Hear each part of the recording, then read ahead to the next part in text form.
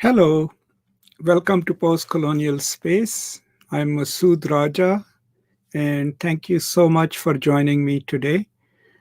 This is yet another webinar in our series on postcolonial studies. And those of you who are joining us for the first time, we do this every Saturday, 10 a.m.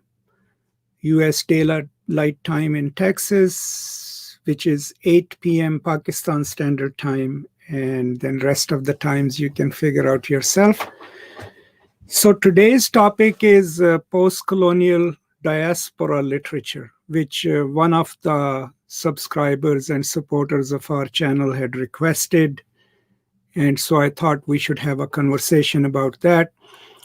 Before I go into it, do let me know if you can hear me clearly, or I apologize, there might be some ambient noise in the building, but other than that, I hope you all can hear me clearly. And so in order to understand diasporic literature, of course, we first need to understand what do we mean by diaspora. Now, I do have a general video on diaspora itself as a post-colonialism concept, which you can watch in your own time in my post-colonial concepts playlist. But generally speaking, diaspora as a term comes originally from Greece. And in that sense, what it meant was that when people from Greek city-states, when they captured new territory, the population that was, literally it means to scatter. So the population that would leave a certain city-state and go and settle on the new conquered territories was called the diaspora population. Eventually, as the Bible is translated into Greek, especially the Old Testament, then the term diaspora very strongly gets associated with the Jewish diaspora, the eviction of the Jewish people from the Levant. And hence, whenever in literary studies or cultural studies, diaspora is written with a capital D or an uppercase D, it means the Jewish diaspora. Now, the interesting part of the scattering or the Jewish diaspora, which a lot of scholars miss, is that the second important diaspora of the Jews was when they went and settled in Andalusia, the Muslim Spain, right?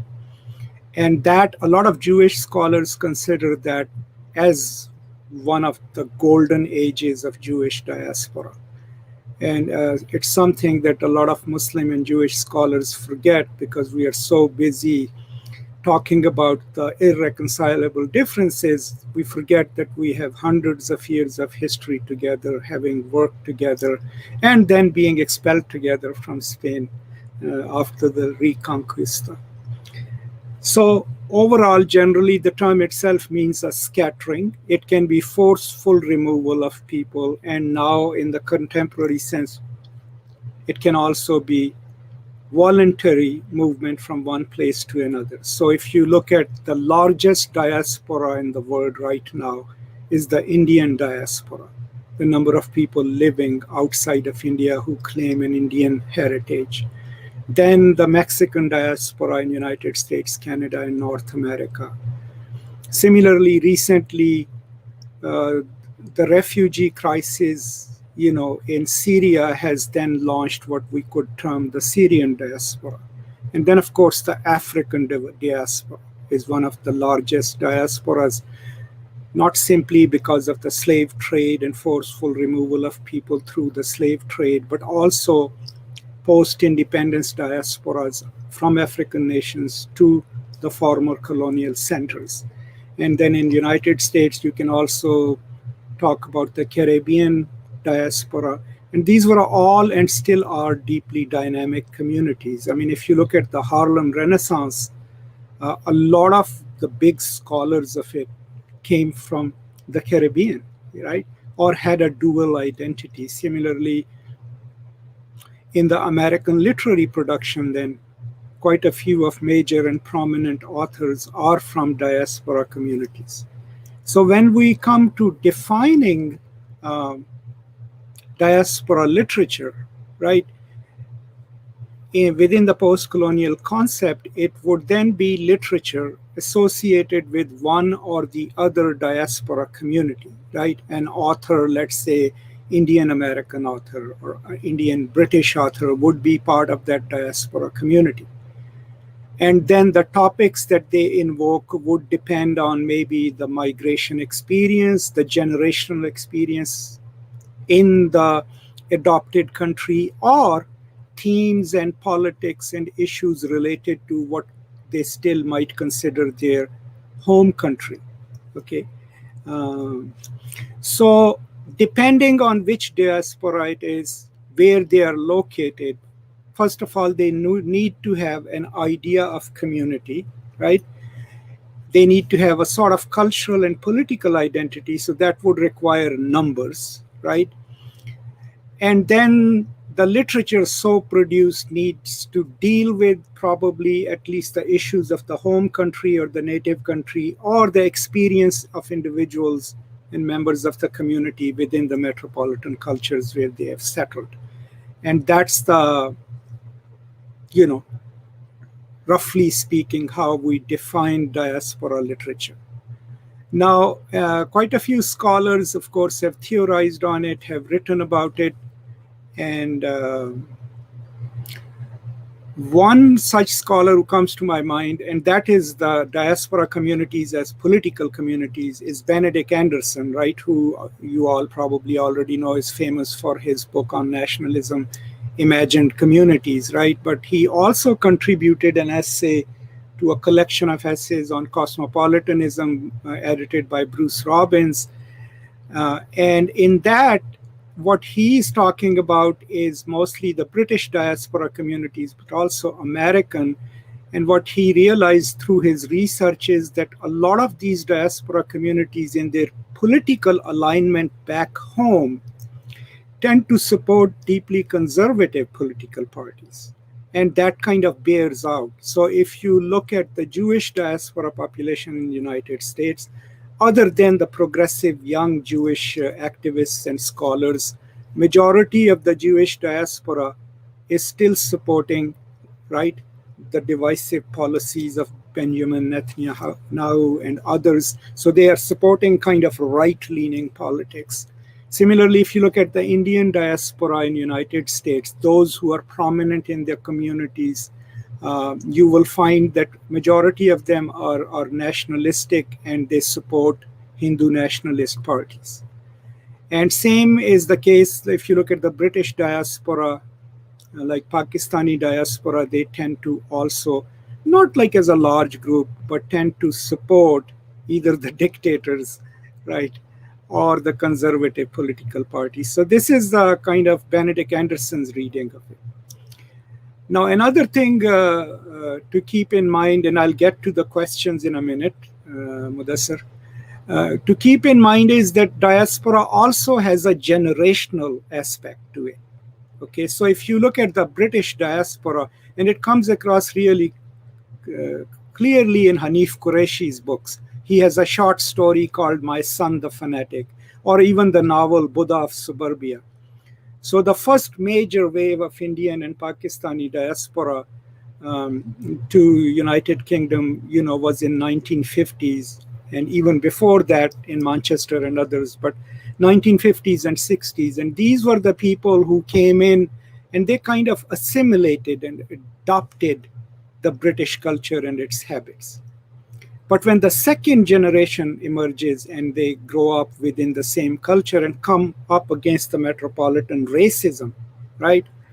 And because of the disillusionment and poverty, and also because of the active recruitment by the religious organizations, the second generation, by and large, tend to be more conservative and become judgmental of their own parents. Now, there could be non-religious reasons too, because post-1970s and 80s, people start taking pride in their ethnic identity and don't want to do that kind of cultural living in which you're obsequious to the host country. So all of these things play a huge role in it.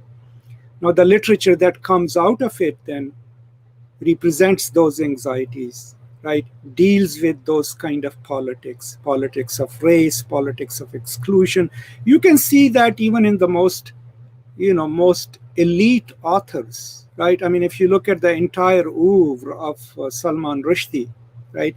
What is it if not diaspora literature? Like any aspects of the London life, even in the most controversial of his books, Satanic Verses, right? The chapters set in London absolutely deal with what happens to immigrants. Can they actually become British, or would they always remain Indian, right? And those are the issues that come across there.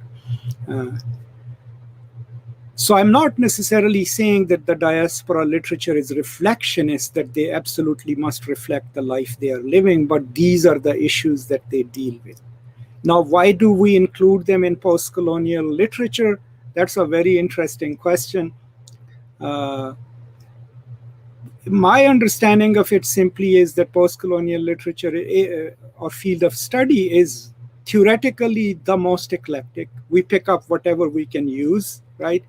And similarly, in terms of literature, instead of excluding these writers from Africa, from the Caribbean, like, people like Michelle Cliff, Ngugi Thiong'o, who's originally from Kenya but has taught in the United States, why exclude them? I mean, these are the people who are dealing with the issues of post-colonies, but also dealing with issues of populations that came to the metropolitan, right?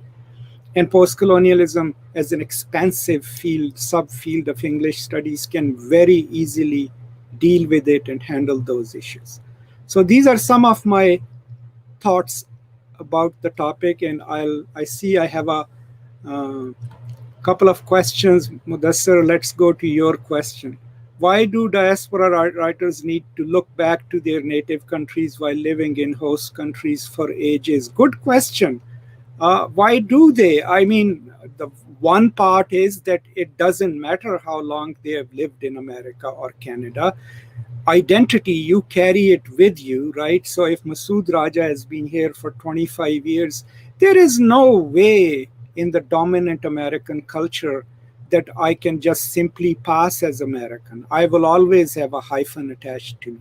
That's the one reason, the apparent reason that your identity is constantly split. Two, of course, I mean, when you live away from a primary culture, even if you're second generation, right, there is this other place in the world where your parents came from. And maybe there is some kind of curiosity and longing. I see it as a positive thing. Because, I mean, if the same people forget about it, if Masood Raja forgets about Pakistan and starts going about saying, I'm an American, obviously all of you will start hating me too. So because you're like, oh, he forgot about his own country. So it's kind of a precarious situation, but I think partly it's a nostalgic return. Partly it's a return to, bolster your identity. I mean, if you look at the worst case of deracination in America, that is the African American people, right? Because the connection to Africa was so deeply severed that there was no material connection to Africa, right? But still, if you look at the 70s and 80s, the movement from the authors was of retrieval, right? We lost this history. Our ancestors were removed forcefully from Africa. Can we trace it, right? Because it's a question of origins.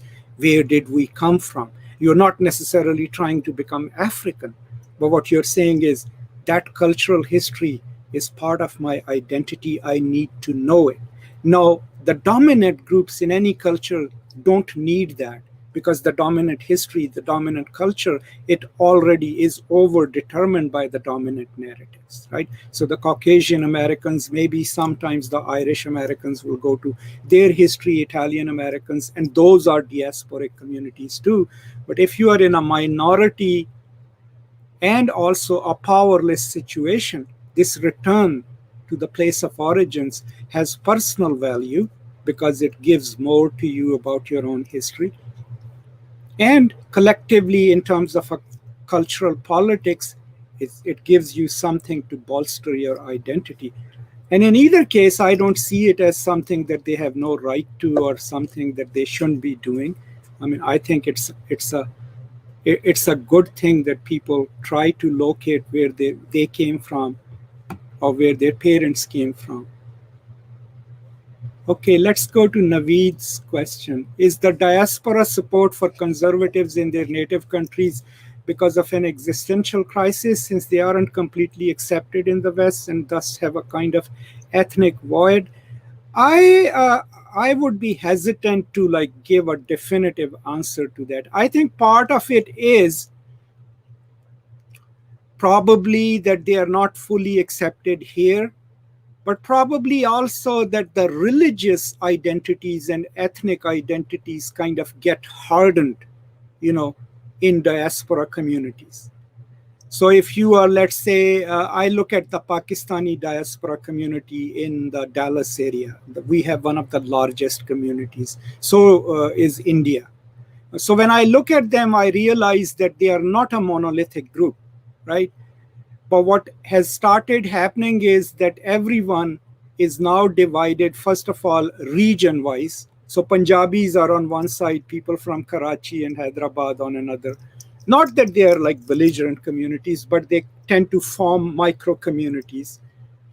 And then they are divided along political lines. There are like staunch PMLN supporters, and then there are staunch PTI supporters, staunch supporters of Pervez Musharraf, right?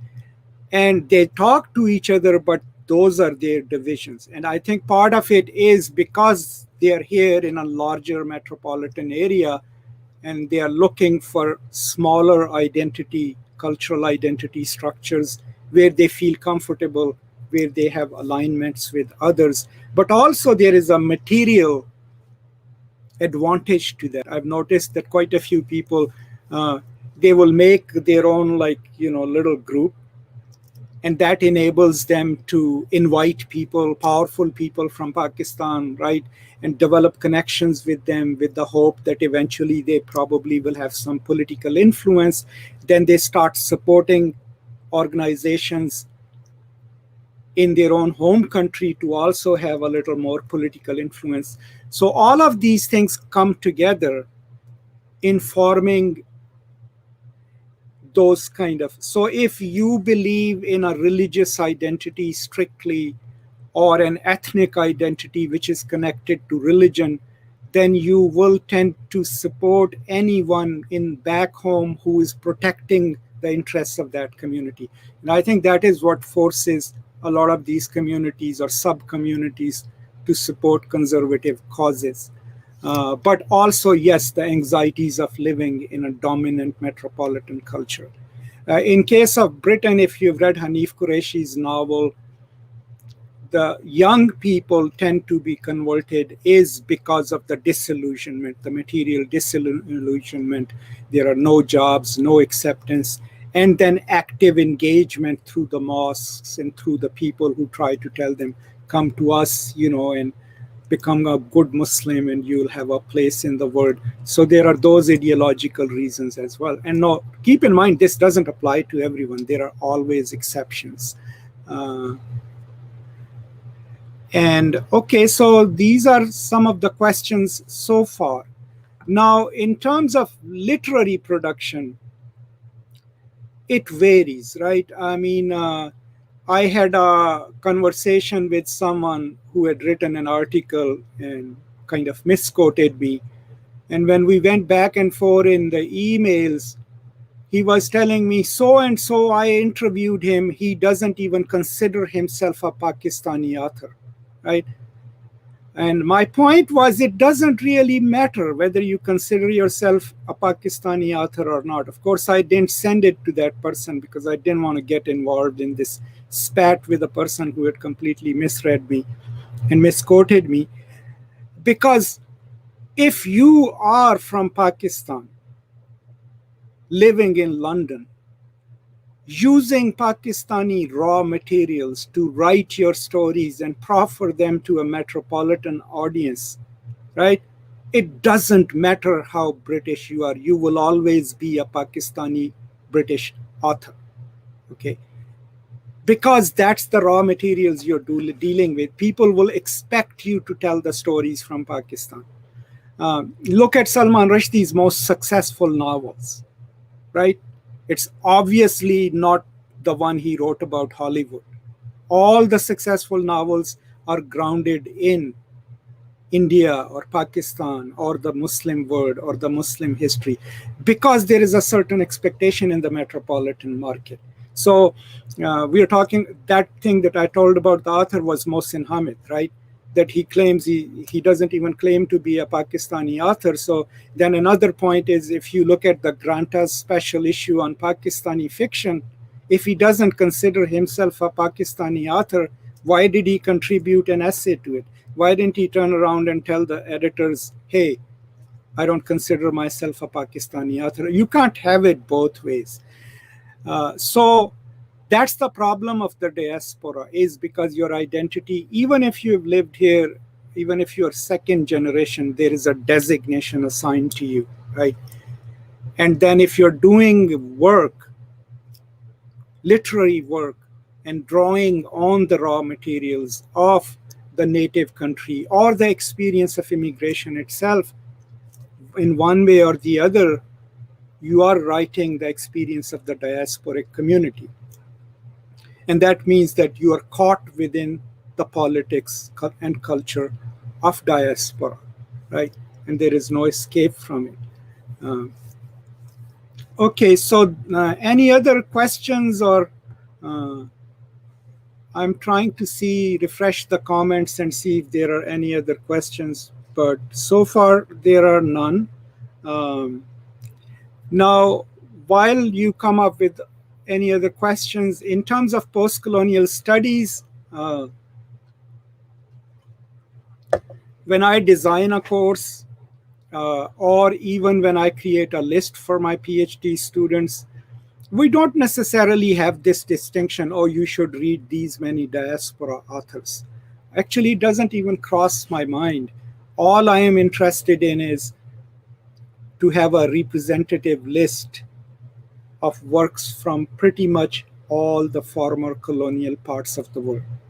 And that kind of takes us to a different bag of troubles. I remember once one of my candidates was defending her dissertation or her exams, and one of the committee members kept asking her to defend the field, postcolonial studies itself, which I thought was unfair, but I had to intervene there, because to this person, a field, the problem she saw was, why are there texts from Africa and the Caribbean and South Asia on your list?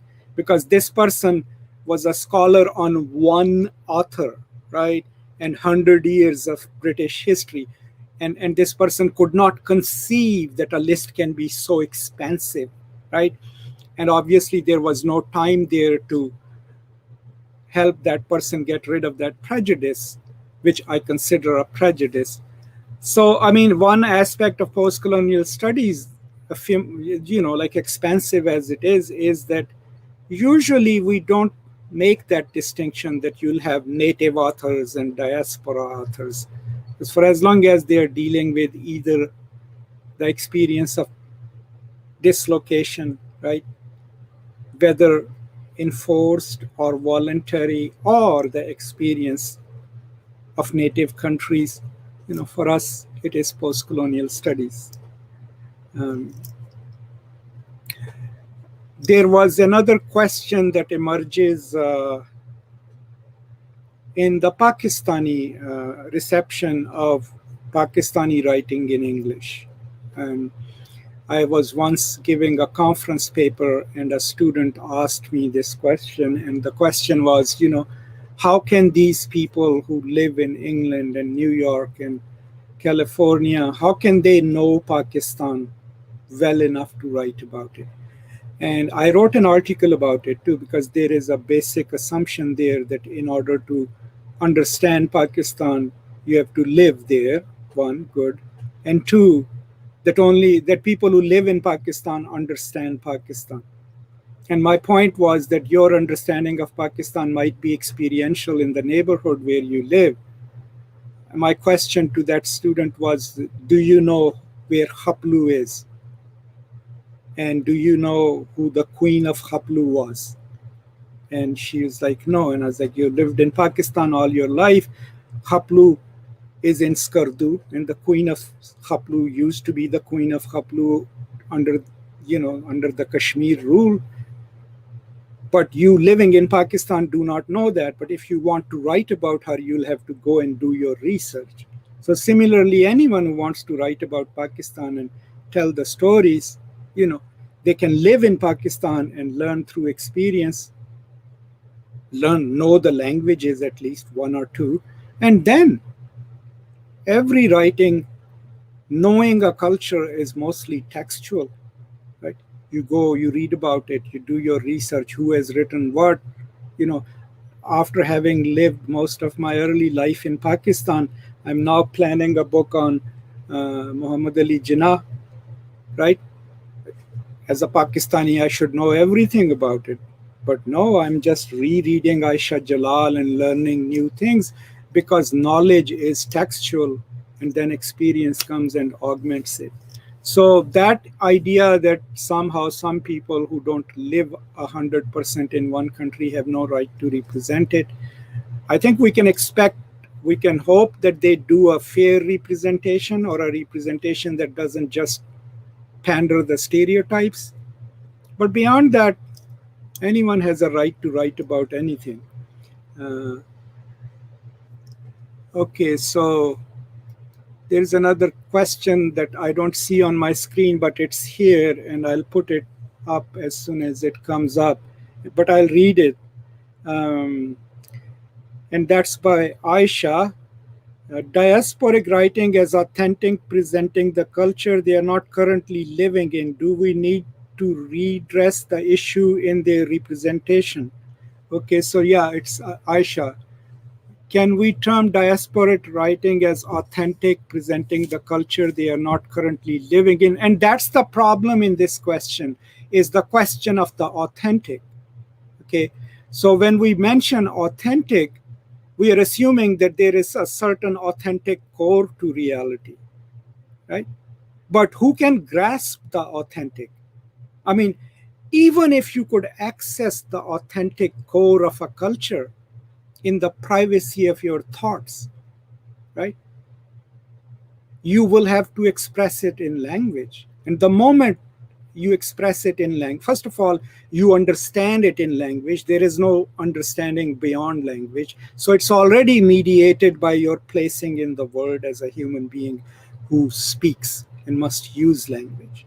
When you retrieve it and represent it, it's still in language. So the question that we should be asking is not of authenticity, right? If authenticity can be acquired simply through living in Pakistan or India, तो ये जो आप जितना पाकिस्तानी आज़ादी के ऊपर history की किताबें पढ़ते हो, whatever you read, how much of authenticity is in there, right? What is the general idea of history of Pakistan movement that we get, right? Authentic, right? The Quaid-e-Azam single-handedly made Pakistan, right? That Fazl Haq from Bengal was one of his big supporters. Whereas if you actually read the historical text, he is the one who caused him the most problems. Similarly, the Punjabis were mostly unionists, right? So the authentic knowledge is based in discursive practices of what is being represented to us as authentic history. So can they be authentic? Probably not. But what is authenticity? Can someone do research on another culture and write a story about it? Yes. Now we can challenge the representation and say, hey, you don't have the lived experience in this culture. Yeah, we don't care how many books you read, but you can't really represent Pakistan well, right? But the question of authentic, I think, doesn't even apply, because authentic is a fiction that we ourselves create. आप लोगों में से, those of you from Pakistan especially, like who live in barrier town and DHAs, right? Let's say Rawalpindi, where I am from. Do you know where to find authenticity? Do you know where Raja Bazaar is? Have you ever been there? Moti Bazaar, Raja Bazaar. Can you really represent Rawalpindi if you never get out of Barrier Town? And is there an authentic representation of Rawalpindi? These are some of the questions. So the question of the authentic, instead, I think we should ask the question of representation itself. What kind of representation is it? And is it plausible, right? And if not, why not? Okay, Mudassir. It is sad that the diasporic writers are sometimes sponsored to write about native countries negatively. That is not true representation of native culture and society. Well, I don't know if they are sponsored. I don't think so. Someone is going around saying, we'll give you $100,000 if you write a terrible story about Pakistan. Because already there are plenty of terrible stories about Pakistan in the media. That stereotype already exists. Now, what is happening is that these people, and that was my argument in those two articles that was so, violently misquoted by this Pakistani writer. My argument was that no matter what subject do these writers, Indians, Pakistanis, Bengalis, writers from Africa, they write about their culture, right? It doesn't hit a vacuum, right? That first of all, the topics, as Ijaz Ahmed famously pointed out in his book, are already overdetermined, what the metropolitan market wants, right? So what does it want? Like the stereotype of India and Pakistan, is like there should be a dictator in there, some big landlord, some kinds of atrocities being committed because that sells, right? So already the topics are overdetermined by the demands of the metropolitan market, by the publishers, right? It's very rare that you can come up and say, hey, I'm going to write a story about a city of Lahore and its historical places and this young man who walks around there. Joyce can write that about Dublin, but if you write it about Lahore, how many publishers will be interested in it? Not many. So that overdetermination is already there. And then my point has always been that what we write, it doesn't necessarily have to sugarcoat the reality. Now, look, in India, Pakistan, the native languages have a rich traditions of cultural critique, poets, writers. But to keep in mind that whatever you are representing in a novel about Pakistan, about Bangladesh, about India, shouldn't just play into those stereotypes. That story must be complicated, right? Because as Said would say, Edward Said, that there is a lot going on in the Middle East other than the, terrorists and bombs. Can we tell their stories? And why must we tell those stories? My argument in that article that there should be something positive and salutary, which this person absolutely reduced to Masood Raja, saying that all the story. No, my point was that can we get complex characters, right, who are good, who represent the best of that culture, because there are people like that, right, and mix them up with, landlords and bad politicians, so that a Western reader reading over here, so that the novel or the short story doesn't just fortify their previously held stereotype about India and Pakistan, but rather complicates it. So, yes, I don't think so. People are like going around paying money to these authors, but so much of the choices that they make are overdetermined. And maybe they should be aware of that, right? Okay, so what is the difference between diaspora and transnationalism? So obvious difference is that you can be transnational whether you live in diaspora or not. So let's say you live in Pakistan or India or in Bangladesh, Assam, Nigeria. Your thought, your writing can be transnational if you're connected beyond the nation to anyone else in your literary studies, in your scholarship. You do not have to go there and live there to be transnational, because it's a state of mind, right? Diaspora is different from transnationalism because it involves actually physically moving from one place and making a life in another. So there is a physical movement, either forced or voluntary, involved in diaspora.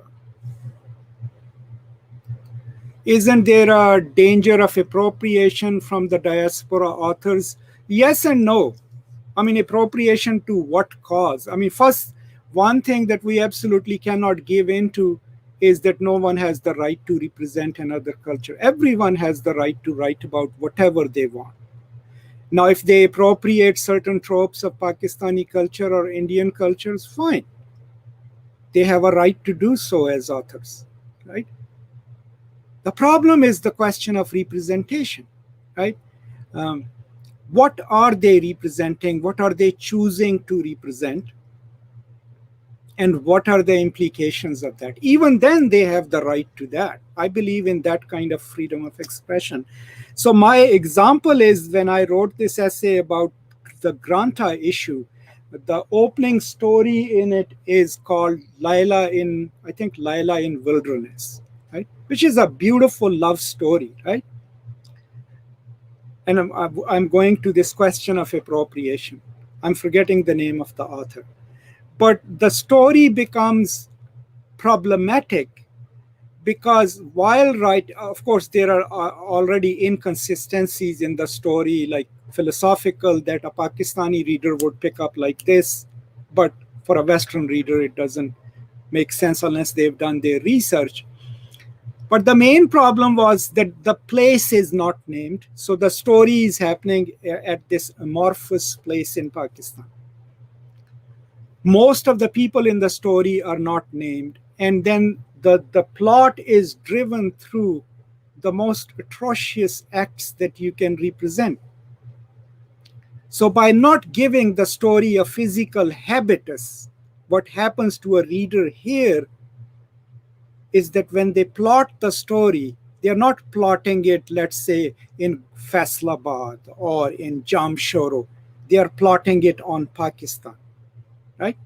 And then it is already picking up different tropes that people already associate with Pakistan, with India, with Islam. And it's playing with those tropes. So what the story then is doing is normalizing those tropes because they are coming now from a cultural insider, right?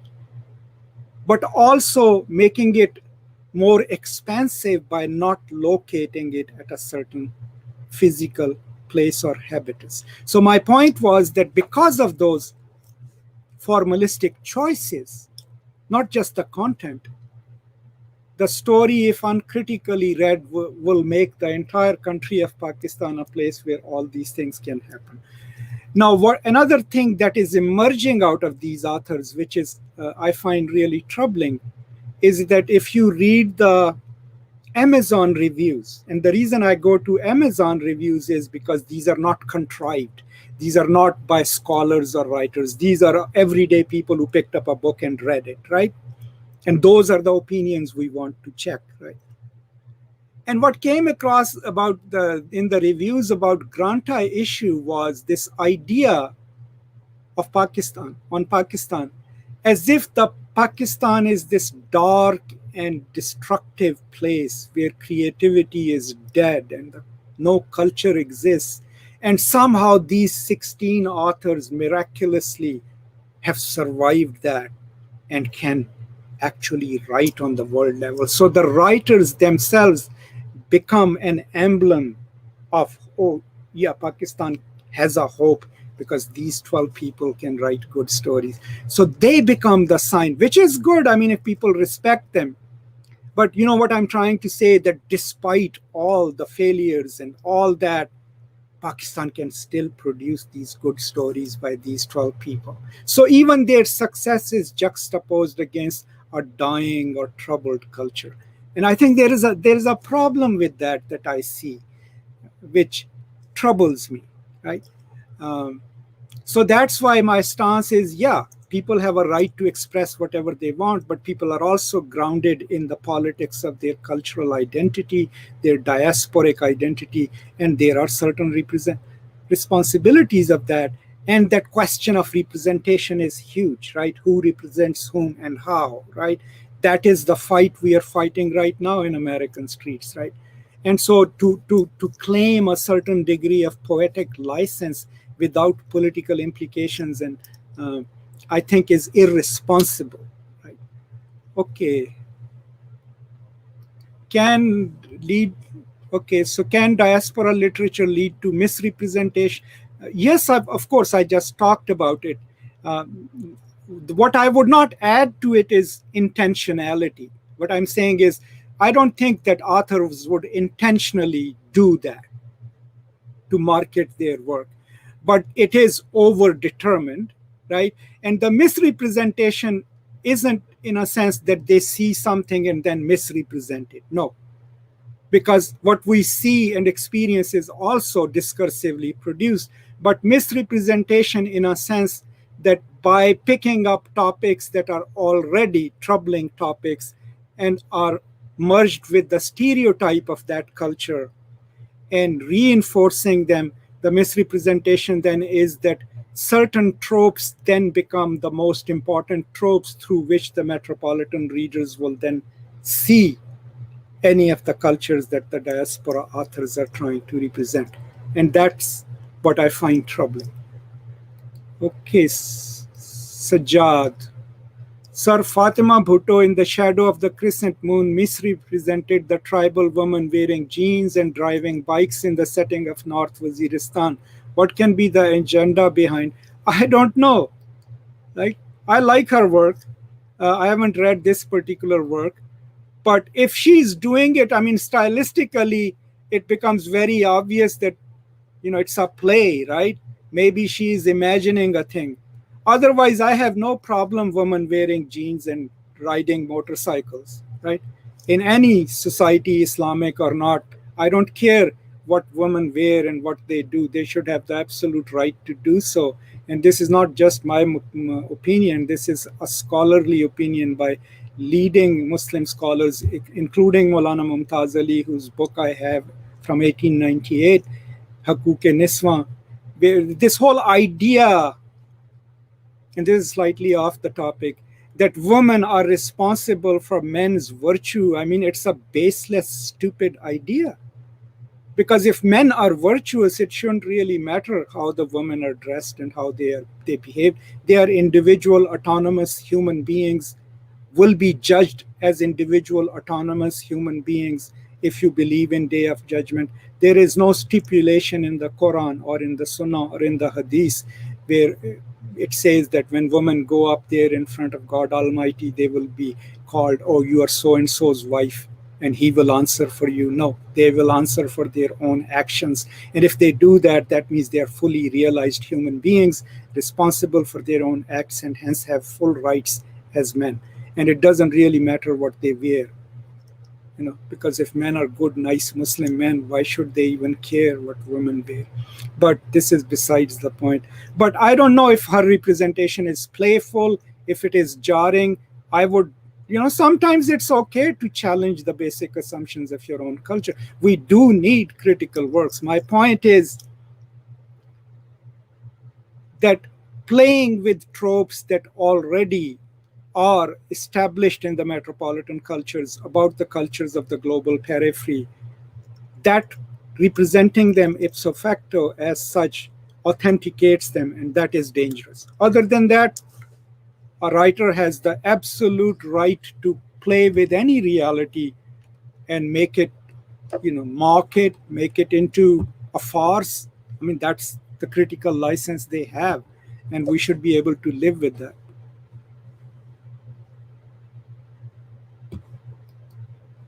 Okay, Chandra. Diaspora writing appears to be Orientalism internalized by middle-class elite.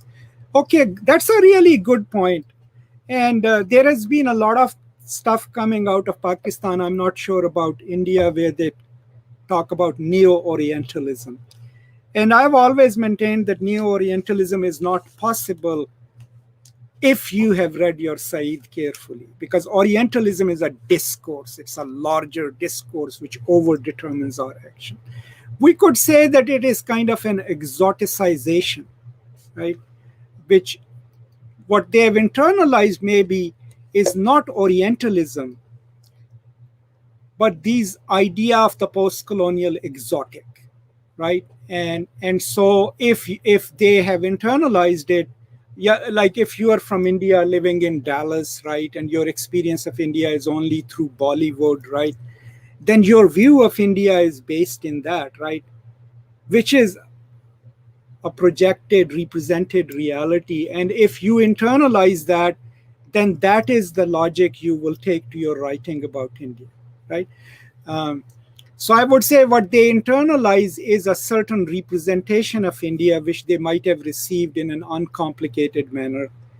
And if they represent it as a reality, then there is something wrong with it. If they do it playfully, play with the actual playfulness of the Bollywood representation, then that becomes something smarter uh, and I think more intelligent.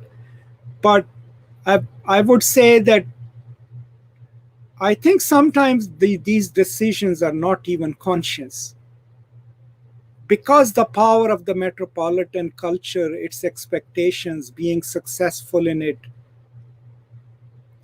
standing out as an author is such a powerful thing that you are already, let's say if you want to write a virtuoso story, right, which deals with a topic that is kind of taboo, that is, so you might end up picking something that appeals to you, which is a great story, but which might end up in terms of representation perpetuating some kind of already existing myth about a culture. So I keep going back to Granta special issue, Mohsen Hamid's story in that. It's a beautifully written story, right? But what is the story about? You are in the mind of a hostage who is about to be beheaded by a terrorist organization, right? As a story, it's beautifully written, beautifully rendered until the last climactic moment. But if you are given a chance to contribute a story about Pakistan in a special issue called Granta's special issue on Pakistani literature in English, right? Aren't there like any other topics that you could choose, right? Because you're already playing in this trope, in this cultural stereotype of Pakistan, where if you are a Westerner and you go there, you'll be abducted and beheaded. I'm still not saying that he doesn't have the right to that story. What I'm saying is, what determines that topic, right? Because there is a certain degree of overdetermination going on. From the point of view of personal attempt at writing a virtuosic story, a really brilliant story, to the theme, right, which is kind of jarring and all that. But overall, how would that story be received? What are the peripheral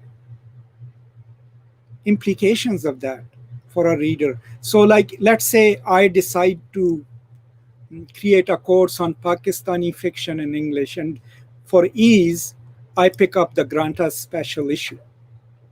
Now, I am Masood Raja, right? I speak 7 languages. I live in more than one culture. Maybe I can teach it with a certain degree of sophistication, with my experience, with my training, where that story or other stories are not just read as a total representation of an entire culture. But think about someone who's not trained as a post-colonialist, who doesn't know much about life in Pakistan, either textually or experientially, right? How would that person teach that story?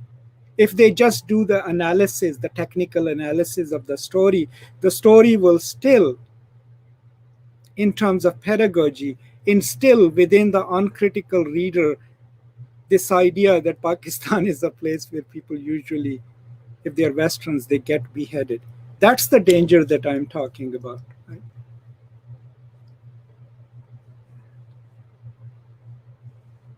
Okay, so these are some really good questions. But I hope you're getting from my explanations of it is that it's very hard to have like a clear, articulated stances on these things. Now, some of you are interacting with me from India, some of you are interacting with me from Pakistan, and I'm not sure if our Moroccan friend is here today or not, but we all come from a colonial educational system, right? Even if you've gone to private schools. And what is sort of the essence of that? I mean, that's why I always tell Indians and Pakistanis, if you just sat down together and talked to each other what you have to study in your college classes and how it is taught, you guys would be the best friends, because it's kind of the similar experience. And I'm generalizing here, I know.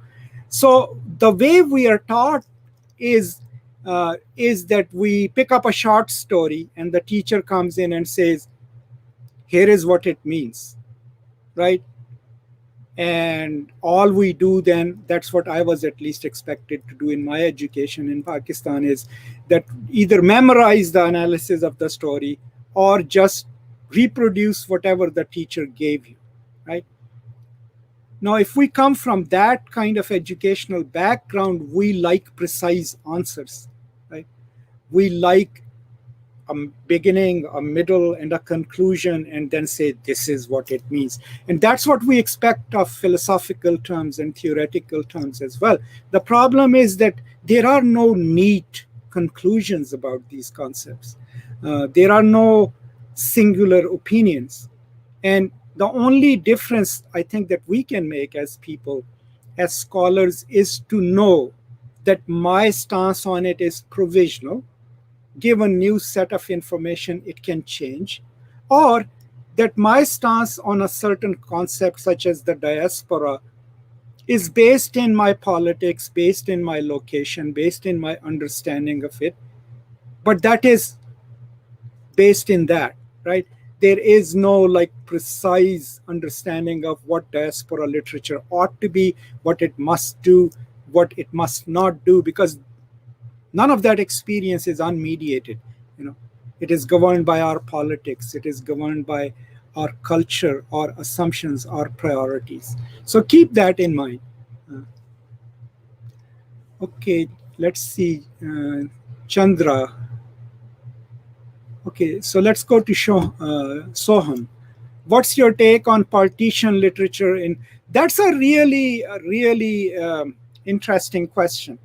So the thing with partition literature is it is categorized in so many different areas.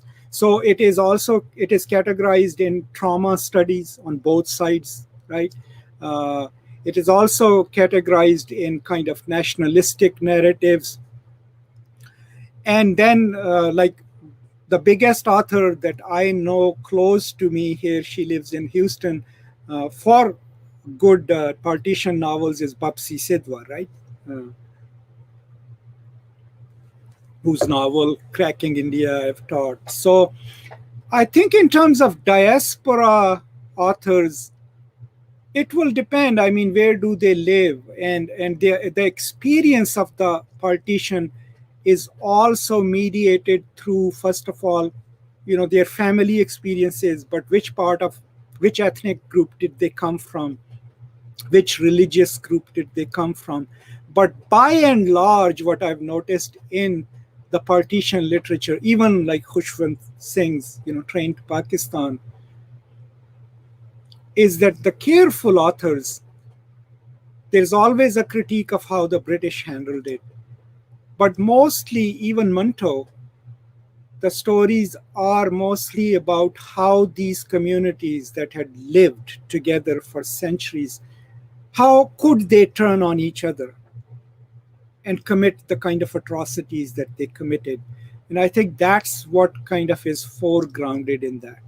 Now, if the author is located in the diaspora, yes, it would still be partition literature like Bapsi Sidhwaji's book, but it will still also be a partition book.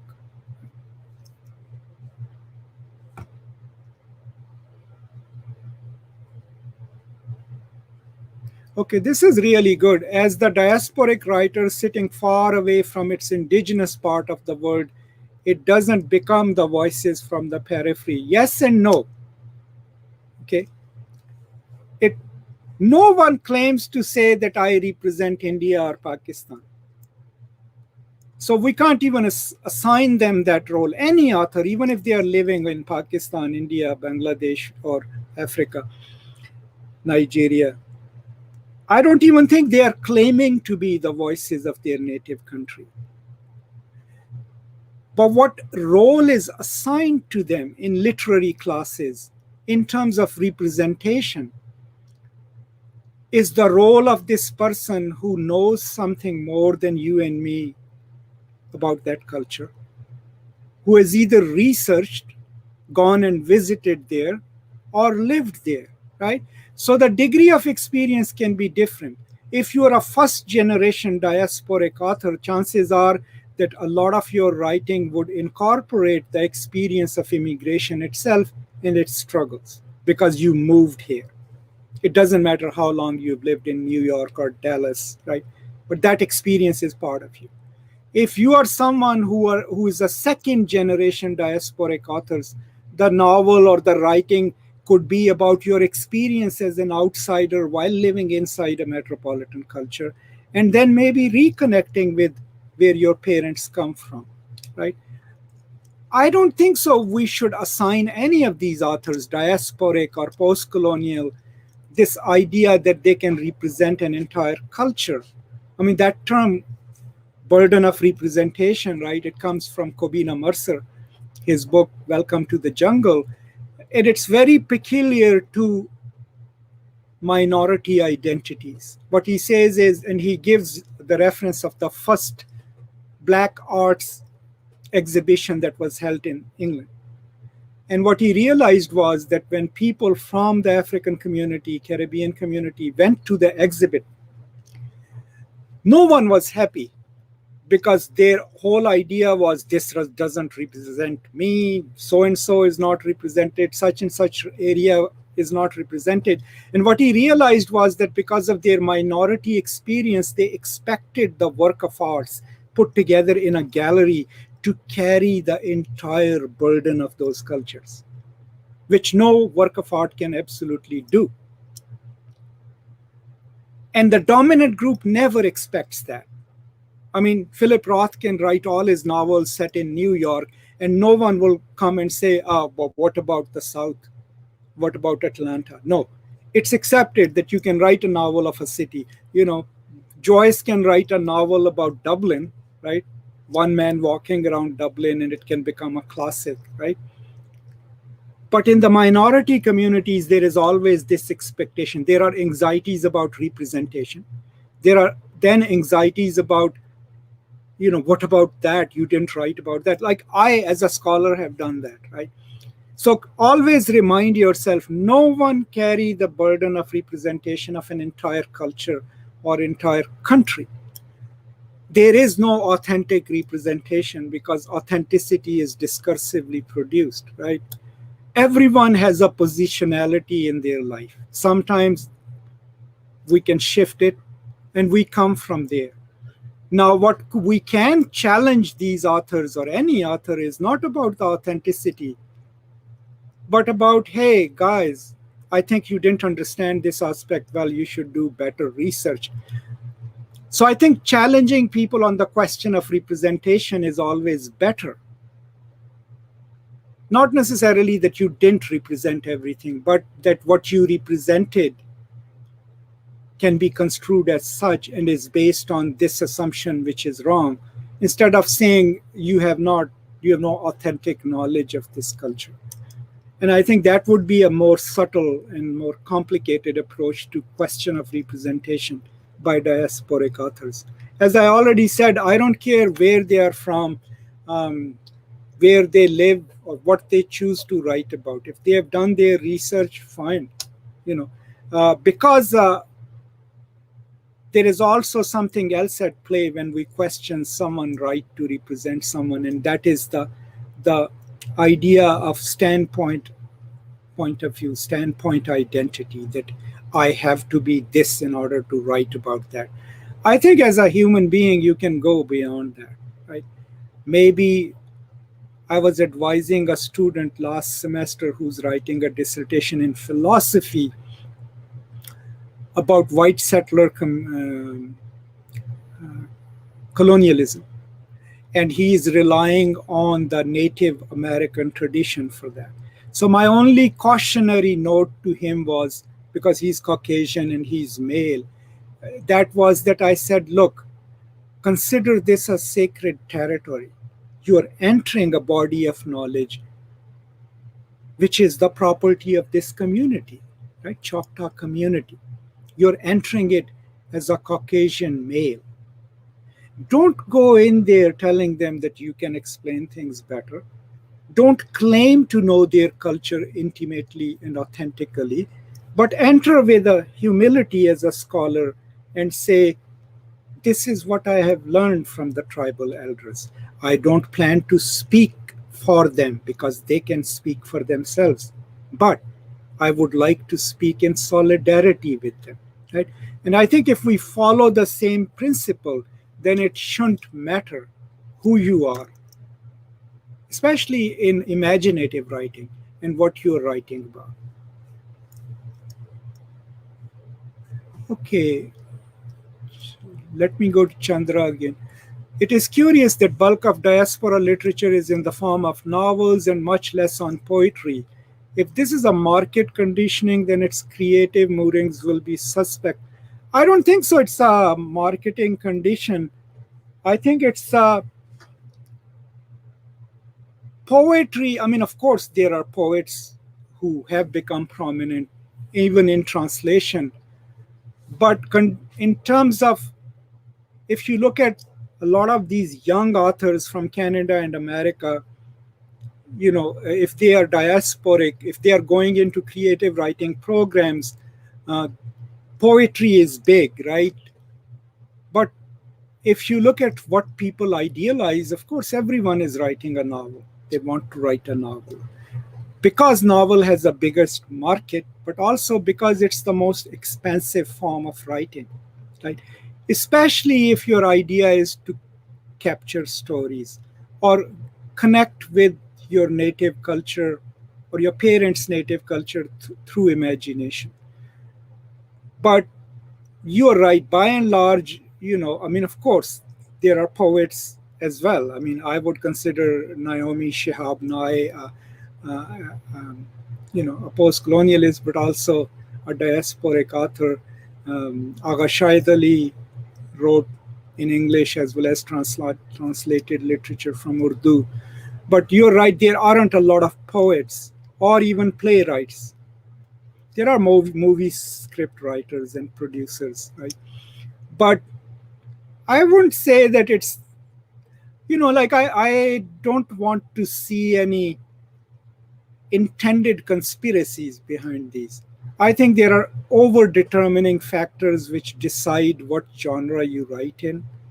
And since novel is the most expensive genre, and also you can make more money, you know, if you write novels and they become successful.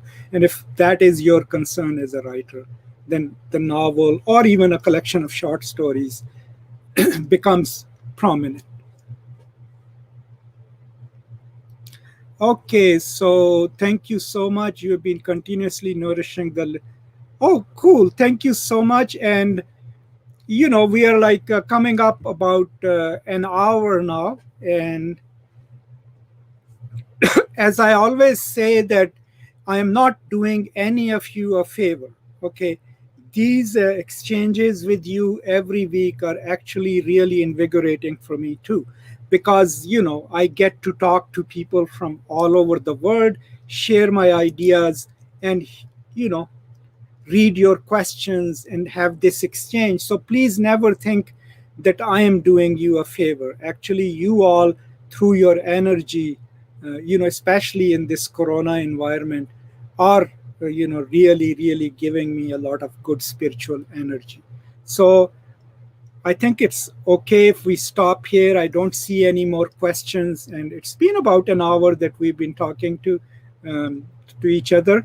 So thank you so much for joining me today. And as always, I will announce the next week's topic through the channel. I would also like to request you to subscribe if you haven't, and share the content of the channel with others so that more people can benefit from it. Use it in your classes. And as always, if you have any suggestions, post them, in the comments. So that's all from today. And I'm going to sign off now. And as always, thank you so much, and peace and love.